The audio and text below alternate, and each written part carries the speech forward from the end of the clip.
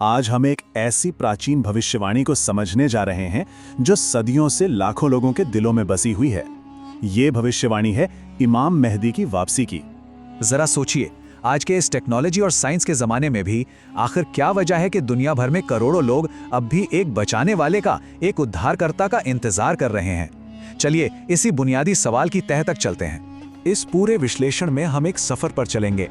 हम शुरुआत करेंगे ऐतिहासिक संदर्भ से और फिर देखेंगे कि भविष्य के लिए क्या-क्या भविष्यवाणियां की गई हैं। तो सबसे पहली बात ये समझना जरूरी है कि किसी मसीहा या मार्गदर्शक का इंतजार कोई नई बात नहीं है।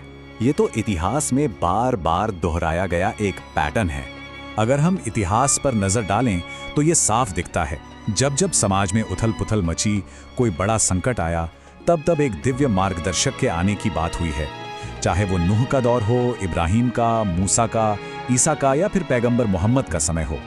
और हाँ, सबसे दिलचस्प बात तो ये है कि ये उम्मीद सिर्फ किसी एक धर्म या परंपरा तक सीमित नहीं है।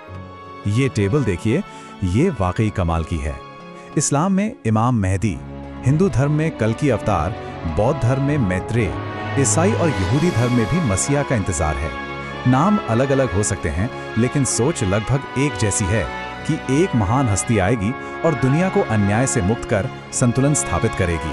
तो सवाल ये उठता है कि भविष्यवाणियों के मुताबिक वो कौन से हालात होंगे, कौन से संकेत होंगे जब ये हस्ती जाहिर होगी। इसमें साफ तौर पर कहा गया है कि उनके आने से ठीक पहले दुनिया में जुल्म और नाइंसाफी अपनी इंतहा पर होगी। मतलब दुनिया में शांति और न्याय की जगह पूरी तरह से अन्याय और उत्पीड़न ले चुका होगा। और कुछ बड़ी निशानियों का भी जिक्र है, जैसे सीरिया में भयानक जंग, किसी बड़े अरब बादशाह की मौत के बाद सत्ता के लिए लड़ाई, ईमान वालों पर जुल्म होना और फितना यानी कि मुश्किलें और आजमाइशें एक काली रात की तरह हर तरफ फैल जाएंगी। यहाँ तक कि मीडिया सच और झूठ को इस तरह मिला देगा कि फर्क करना मुश्किल हो जाएगा। चलिए अब आगे बढ़ते हैं और देखते हैं कि कैसे दुनिया भर में फैली इस बेचैनी के बीच एक बहुत खास और निर्णायक पल आता है। भविष्यवाणी के मुताबिक इस आंदोलन की शुरुआत इस्लाम के सबसे पाक मुकाम काबा से होगी, जहां एक शख्स जाहिर होगा और वहीं से एक इनकलाब की शुरुआत होगी।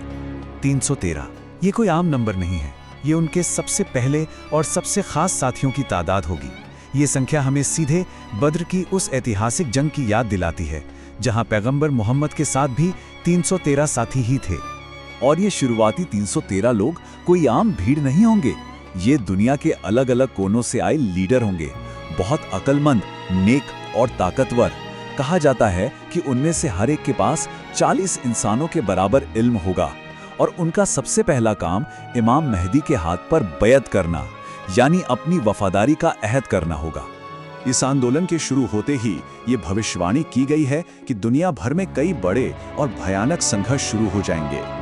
और जो सबसे बड़ा टकराव होगा वो इमाम मेहदी और सुफियानी नाम के एक किरदार के बीच होगा।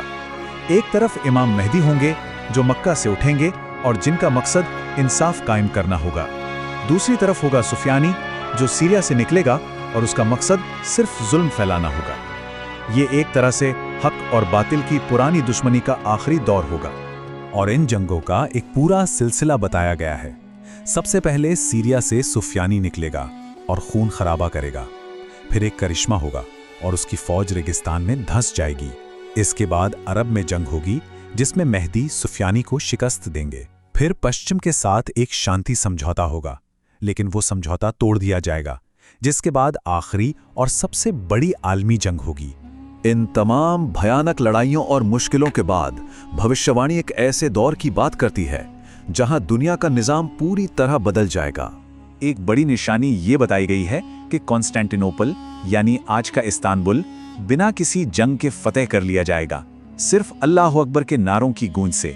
ये एक तरह से रूहानी जीत होगी जो एक नए युग की शुरुआत का ऐलान करेगी। उस आखिरी जंग के अंजाम के बारे में भी बताया गया है। इसमें शामिल लोगों के 3 हिस्से हो जाएंगे। 1/3 जिन्हें जीत मिलेगी और वो एक नया निज़ाम कायम करेंगे। 1/3 जो शहीद होंगे और जिन्हें अपने वक्त का सबसे बड़ा शहीद माना जाएगा। और 1/3 वो होंगे जो मैदान छोड़कर भाग जाएंगे, जिन्हें कभी माफ नहीं किया जाएगा। लेकिन कहानी यहीं खत्म नहीं होती। इंसाफ की हुकूमत कायम होने के बाद एक और शायद सबसे बड़ी चुनौती सामने आएगी, दज्जाल का फितना। तो इसके बाद क्या होगा? ये एक बहुत ही अहम सवाल है जो एक और बड़े इम्तिहान की तरफ इशारा करता है।